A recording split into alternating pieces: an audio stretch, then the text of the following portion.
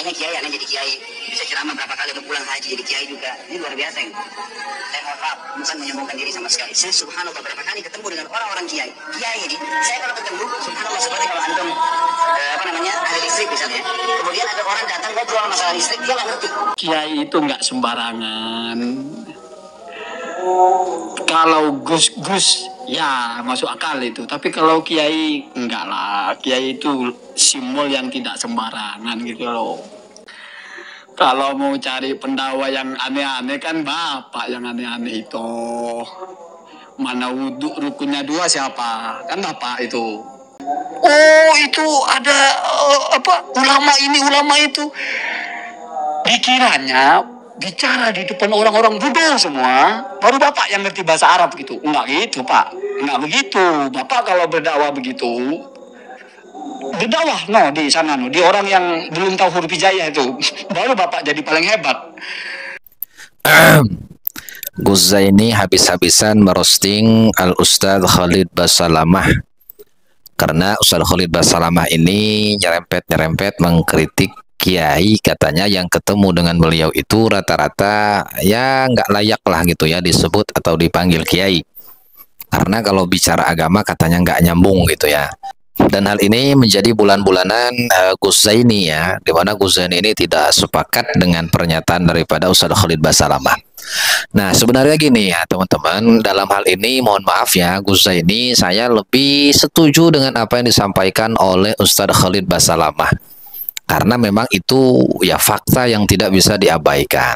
Banyak memang di masyarakat sekarang ini ya mohon maaf orang yang dikiaikan tapi memang tidak layak gitu ya dipanggil atau disebut kiai dari sisi keilmuan gitu ya. Sehingga apa yang disampaikan oleh Ustadz Khalid Basalamah ini memang benar adanya. Dan sebenarnya yang jadi masalah ini karena mohon maaf yang berbicaranya Ustadz Khalid Basalamah, ya kita tahu beliau adalah seorang Wahabi dan penilaian kita pun kayaknya lebih subjektif gitu ya. Seandainya yang berbicara demikian itu adalah Gus Baha misalnya, apakah Gus Zaini akan berani mengkritik? Nah ini poin yang pertama gitu teman-teman. Kemudian poin yang kedua, Gus Zaini juga menyampaikan bahwa Ustadz Khalid Basalamah ini ya nggak usah nyerempet kiai, karena nggak ada kiai yang aneh, justru Ustadz Khalid Basalamah yang aneh. Ini perkara lain kalau menurut saya gitu ya.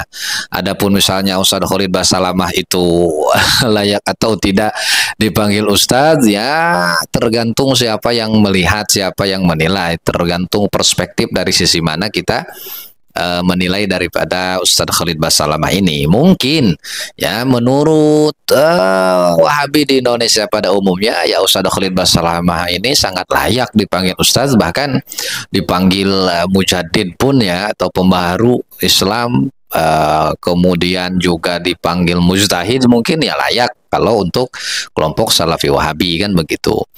Tapi kalau untuk kita ya saja para akademisi, para santri, ya sebenarnya Ustadz Khalid Basalamah pun tidak layak dipanggil Ustadz. Jadi sebenarnya Ustadz Khalid Basalamah ini sedang menyindir diri sendiri gitu, Gus Zaini. Jadi tidak perlu ditanggapi, wong Ustadz Khalid Basalamah ini sedang menyindir diri sendiri gitu kan. Banyak Ustadz yang sebenarnya tidak layak berbicara agama tapi kok masih berbicara agama.